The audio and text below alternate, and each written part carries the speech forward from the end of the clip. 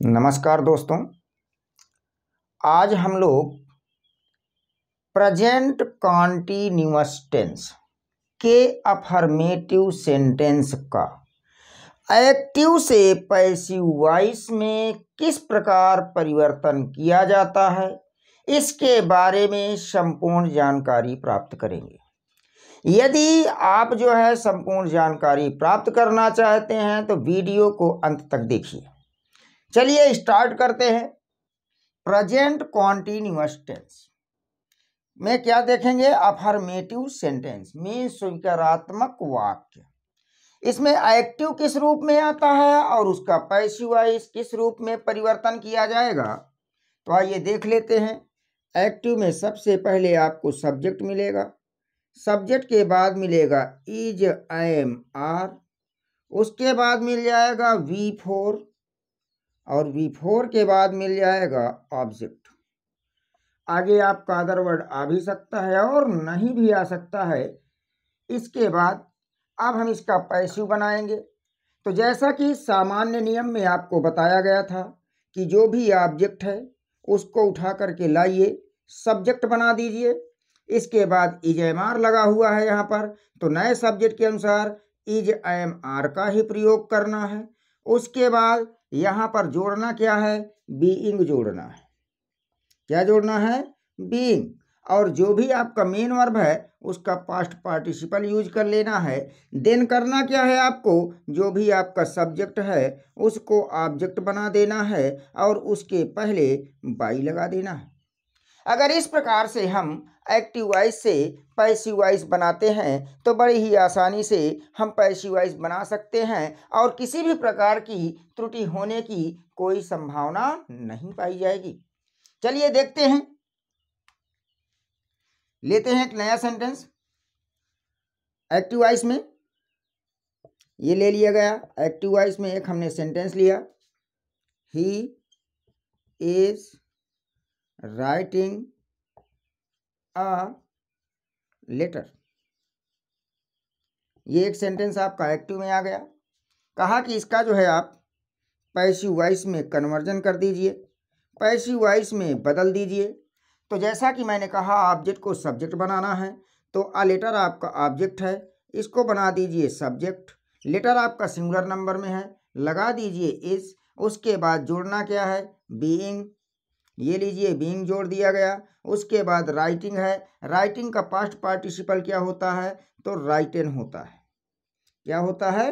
Written होता है। उसके बाद सब्जेक्ट को ऑब्जेक्ट बनाएंगे, उसके पहले बाई लगाएंगे, तो ही का ऑब्जेक्ट क्या होता है? हिम होता है। इस प्रकार से हमने पैसिव वॉइस बना लिया, a letter is being written by him.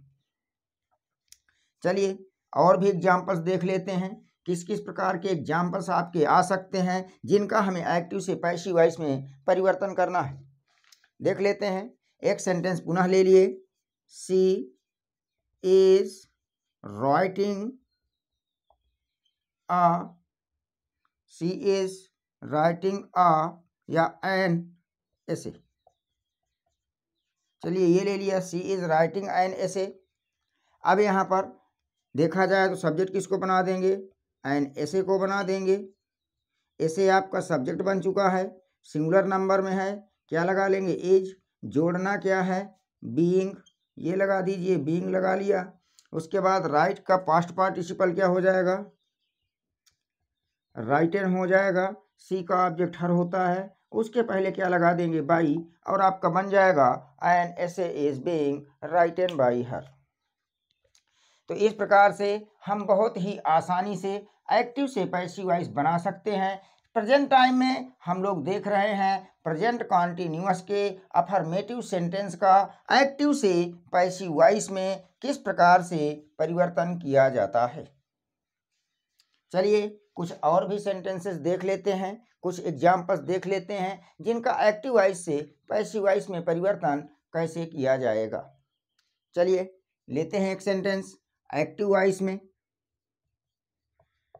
Active में एक सेंटेंस लिखते हैं, I am teaching English. I am teaching English now a days. कहा इसका पैसिव वॉइस में परिवर्तन कर दीजिए। तो चलिए देखते हैं इसका पैसिव वॉइस कैसे बनता है। तो यहाँ ऑब्जेक्ट कौन बन जाएगा, इंग्लिश को बना दिया हमने सब्जेक्ट, लगाएंगे क्या, इज, उसके बाद जोड़ेंगे क्या, बीइंग, फिर टीच का पास्ट पार्टिसिपल क्या होता है, टॉट। तो इंग्लिश इज टॉट। ऑब्जेक्ट हम पहले भी रख सकते हैं और बाद में भी रख सकते हैं, क्योंकि ये जो आपका नाउ डेज है ये आपका क्या है, अदर वर्ड है। अदर वर्ड कभी पहले भी आ जाता है, कभी बाद में भी आ जाता है, तो इसमें कोई समस्या वाली बात नहीं है। तो English is being taught nowadays by me, ऐसे भी कर सकते हैं, और by me nowadays भी कर सकते हैं। दोनों तरह से आपका सही होगा। चलिए जो है नेक्स्ट लेते हैं। नेक्स्ट एक्टिव आपका क्या कह रहा है सेंटेंस में, he is doing his work. कहा अब इसका पैसिव बना दीजिए। तो जैसे ही इसका पैसिव हम बनाएंगे तो सबसे पहले ऑब्जेक्ट को सब्जेक्ट बना देंगे। तो क्या लिखेंगे, हिज वर्क। इज है लगा देंगे, सिंगुलर में है। जोड़ना क्या है हमको, बीइंग जोड़ देंगे। उसके बाद डू का पास्ट पार्टिसिपल क्या होता है, डन। उसके बाद बाई, ही का ऑब्जेक्ट क्या होता है, हिम। बन जाएगा his work is being done by him. इस प्रकार से हम कुछ इंपॉर्टेंट सेंटेंसेस देख रहे हैं। जैसे नेक्स्ट कह दिया जाए, नेक्स्ट एक्टिव सेंटेंस लेते हैं। एक्टिव में क्या कह रहा है, the boys are learning the poem. The boys are learning the poem. कहा इसका पैसिव वॉइस में कन्वर्जन करना है।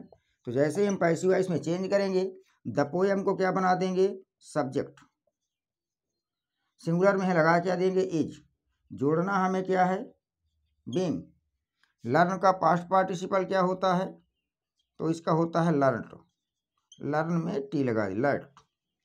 उसके बाद नाउन का ऑब्जेक्ट नाउन ही होता है, तो लिख देंगे बाई द बॉयज। इस प्रकार से हम बड़ी ही आसानी से एक्टिव वॉइस से पैसिव वॉइस में परिवर्तन कर सकते हैं। किसी भी प्रकार की कोई समस्या नहीं आएगी। अब आपका किसी भी प्रकार का एग्जाम हो, चाहे वो छोटा एग्जाम हो या फिर आपका बड़ा एग्जाम हो, अगर वहाँ पर इंग्लिश पूछी जाती है तो वॉइस से क्वेश्चन जरूर आएंगे। और एक बात ध्यान रखिए कि अभी आप एक्टिव से पैसिव बना रहे हैं, लेकिन जो कंपटीशन वाले हैं ये आपके नॉलेज को नहीं देखते हैं, ये आपके जो है तर्क शक्ति का अध्ययन करते हैं, उसको जानने का प्रयास करते हैं। इसलिए आप हमेशा ध्यान रखिए कि एक्टिव से पैसिव में या पैसिव से एक्टिव में किसी भी प्रकार का परिवर्तन कंपटीशन वाले करवा सकते हैं। चलिए नेक्स्ट लेते हैं, दे आर बाइंग बुक्स। कहा इसका पैसिव वॉइस में परिवर्तन कर दीजिए। तो चलिए बुक्स को बना दीजिए सब्जेक्ट, प्लूरल है लगा दीजिए आर। उसके बाद जोड़ना क्या है, बीइंग। बीइंग जोड़ने के बाद बाई का पास्ट पार्टिसिपल क्या होता है, बॉट। उसके बाद दे का ऑब्जेक्ट क्या होता है, देम। उसके पहले क्या लगाएंगे, बाई, तो क्या बन जाएगा, बाई देम।